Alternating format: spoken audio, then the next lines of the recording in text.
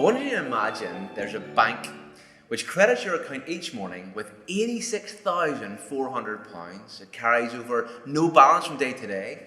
It allows you to keep no cash balance, and every evening cancels whatever part of the amount you'd fail to use during the day. What would you do? You'd draw out every penny, of course, wouldn't you? Well, everyone has such a bank, and its name is time. Every morning it credits you with 86,400 seconds. Every night it writes off as lost whatever of this you've failed to invest to good purpose. It carries over no balance. It allows no overdraft. Each day it opens a new account for you. And each night it burns the records of the day. If you fail to use the day's deposits, the loss is yours. There's no going back. There's no drawing against the tomorrow. Time is important.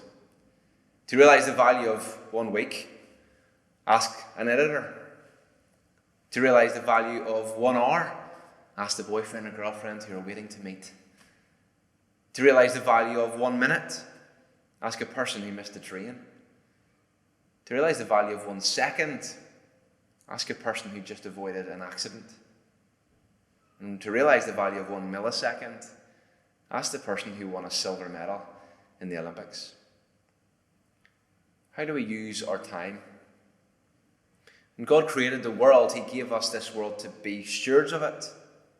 Ephesians chapter 5, verses 15 to 17 tells us, "Look carefully then how you walk, not as unwise, but as wise, making the best use of the time, because the days are evil. Therefore do not be foolish, but understand what the will of the Lord is." So be a good steward of time. I'm guessing a lot of us would say that we're busy. But it's all about attitude and perspective. Now, whenever I say perspective, what do I mean? Well, it means how we view something. I want you to put your finger up in the air. I know we're watching the video, but seriously do it, okay? Don't worry about what other people are doing. Everyone do it. So finger up in the air. I want you to draw a clock face. So go from 12 to 1 to 2 to 3 to 4 to 5, 6, all the way back around to 12, and then keep going. And you'll be going in a clockwise manner. I want you to keep going, but I want you now to kind of bring it down underneath your nose. And I want you to look down, and what direction are you going in now? You'll find that you're going in an anti-clockwise direction. Now, you haven't changed what you're doing, but you have changed how you view it. So a perspective is how we view something. Do we view this life with God or without God? I'm going to nod to you and you're going to say, "And then what?" to the screen. When you imagine that a student was coming to the end of their time at school, and before they got their grades, the head teacher invited them into the office for coffee and a chat. And the conversation goes like this. "So, what do you plan to do now that you're finishing school?" "Well, I plan to go to uni, to get a highly paid job, buy myself a really nice sports car." And the teacher says, "And then what?" "Well, eventually I'll hopefully meet a pretty girl, we'll buy a house, we'll get married and raise a family." "And then what?" "Well, I'll do my best to get early retirement and we'll hopefully enjoy our grandchildren." "And then what?" "And then, I haven't really thought about it. I guess I'll eventually die." It seems a bit morbid, sir. But the teacher looks the person in the eye and says, "And then what?" The student gave no answer because their mind hadn't gone beyond getting through this life and doing the things that they wanted, because death and eternity weren't part of their thinking. There are many things that happen and go on in our lives, things that we choose, things that we don't. And so what does the Bible have to say about this? How are we supposed to use the moments given to us by God? Well, let me read to you a poem based on Matthew chapter 6, verses 25 to 34. Because in Matthew chapter 6, verses 25 to 34, we find incredible verses that I personally adore. "Do not worry about your life, where you will get your food or drink." I wonder what your biggest worries are. Go on, have a think. Jesus goes back to basic. But for you, what does life bring? Our clothes, our bodies. Jesus also says, don't worry about such things. With food and drink, he points to the birds up in the air. God looks after them. He's a God who does care. And in the past, all this worry about trouble and strife, who of us by worrying can add a single hour to our life. When it comes to clothes, look at the flowers in the field. You look at how beautiful they are, unclothed and fully revealed. He points to these things and then talks about humanity, you and me. We're more valuable than birds or flowers in God's sight, you see. Whenever we know this, we're made to reflect him, we're made to give him glory. He's given us a purpose. That's definitely part of my story. Then he repeats again, do not worry. Don't worry about what you will eat, drink, and wear. Hopefully you see why this is a message I wanted to share. We all have worries, but we need to know more that God hears. He knows what we need. How encouraging is that for our ears? Like, first for his kingdom. All these things come as well. Jesus wants us to rely on God. That's where he wants us to dwell. He also finishes with something that I'm sure you'll all agree. Whether there's people there who follow Jesus or not, you'll know that this is key. Don't worry about tomorrow, because it has enough trouble of its own. This happens a lot with Jesus. What he says, simple, but mind blown. So with our time, let's make sure that we're doing what it says in Matthew chapter 6, verses 33.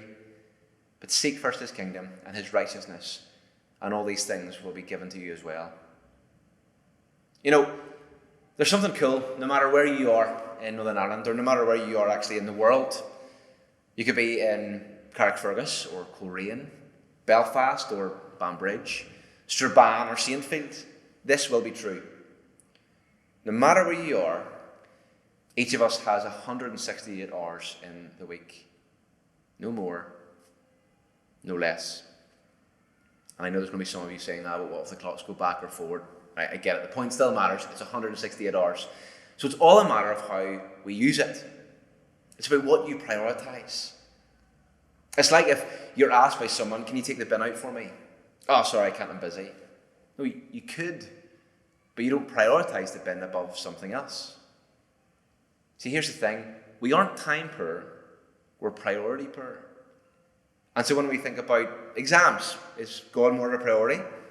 Is that evident from your diary and how you use your time? Would your friends and family agree? Do you spend time praying? Do you read your Bible? Do you spend time with God's people? I remember a staff member of ours taking time in a really busy week that she had to make sure she came to our staff prayers. We have that once a week with SU. And she just said, I know that I need to do this. And right now for you, how are you using your time? Exam revision, sports practice, music rehearsal, catching up with friends, seeing family. This time is given to us by God. So let's make sure that we're being good stewards of it and seeking his kingdom first. First, we want to take a look at ourselves as we think about kind of top tips on how to do this practically. And here's why. Proverbs 4:23 says, above all else, guard your heart, for everything you do flows from it. The Bible tells us that we are full of pride because we think we run the world, not God. Psalm 10 verse 4 says, in his pride the wicked man does not seek him. In all his thoughts there's no room for God. I wonder if you see that in yourself. Are you leaving room for God? Ask yourself, are you putting God first or yourself? Now, I need to stress that this doesn't mean that you can fail all your exams and say, I was putting God first because, God says, actually what we need to do is, whatever you do, work at it with all your heart as working for the Lord, not for human masters. So don't be lazy. Whatever you do, and this includes studying, maybe even includes sleep before an exam, you're doing it all as if you were doing it for God. So take a look at yourself. Secondly, take a look at others. Like we have a love-hate relationship with time. For example, we kind of love it when we're busy because we kind of feel that it gives us significance and we're able to prove to people that, I've got a really busy schedule right now. And yet we hate it when it takes us away from family and friends and maybe skews our priorities.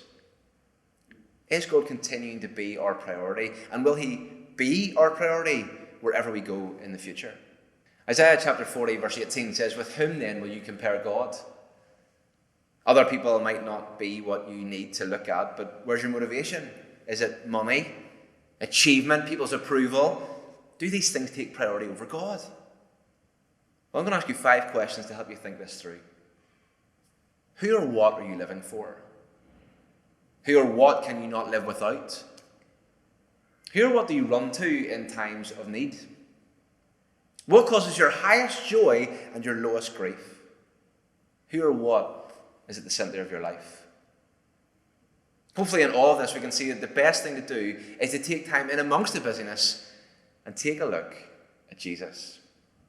Hebrews chapter 12 verse 3 says, keep your eyes on Jesus. And why? Well, here's what he said. Come to me, all who are weary and burdened, and I will give you rest. Take my yoke upon you and learn from me, for I am gentle and humble in heart, and you will find rest for your souls. For my yoke is easy, and my burden is light. That's from Matthew 11, verses 28 to 30. And I remember hearing Britain's former strongman, Glenn Ross, speaking about this verse and loving them, because he loves that picture of Jesus' yoke being easy and his burden being light. And this coming from a guy who used to pull buses and that sort of thing. Great picture to carry. Psalm 46 verse 1 says, God is our refuge and strength, an ever-present help in trouble. Do we remember that whenever we're too busy? That God is our refuge, that he offers rest, eternal rest. We need to keep this perspective in how we view things. The Bible gives us a clear view of our own mortality and links back to this and then what story that we heard earlier. School and this liminal space aren't eternal. God is. And that's why we bring everything before him. All our worries, not just about exams or where we're going to next, but all our time, now and into eternity. So look at yourself, look to others, look to Jesus. And in doing this, it's going to help you rethink your priorities. Where are your priorities? You may have seen the illustration or heard the story of a guy who takes a jar, sorry I don't have one on me, but he puts in big stones all the way up to the top of the jar so no other stones can fit. And then he asks the class, is this full? And everyone says yes. And so he takes some pebbles, as you do, and he puts it in the jar. And he shakes it, and it goes in between the stones. And then he asks, is it full now? Someone says, probably not. And they'd be right, because he gets some sand, and he puts sand in, and it fits. He then asks, well, what's the point of this story? Someone says, if you try really hard, you can always fit more things in. And the guy says, no. If you don't put the big stones in first, you'll never get them all in. So he takes them all out. He puts in the pebbles first, and then the sand, and then he tries to put in the stones. But they wouldn't all fit into the jar this time. Where are your big stones? Where are your priorities? And even thinking about your phone, according to your phone, which app do you spend most time on? Like I know in order to prioritize well, my calendar and my reminder app are constantly being used, but what about you? And a challenge to finish, if you took even half the time that your phone tells you that you do on your phone and social media or your favourite app, and you put it towards your relationship with God, how do you think it could impact you and how you spend your time? And so thank you right now for using this time to share this moment with me. And I hope and pray that it would help you, not just in this liminal space, but for whatever time you have left on God's green earth. And let's pray that we continue to be good stewards of this precious gift. Perhaps that's why it's called the present. Perhaps you'd like to find out more about this topic, then check out what's on screen now.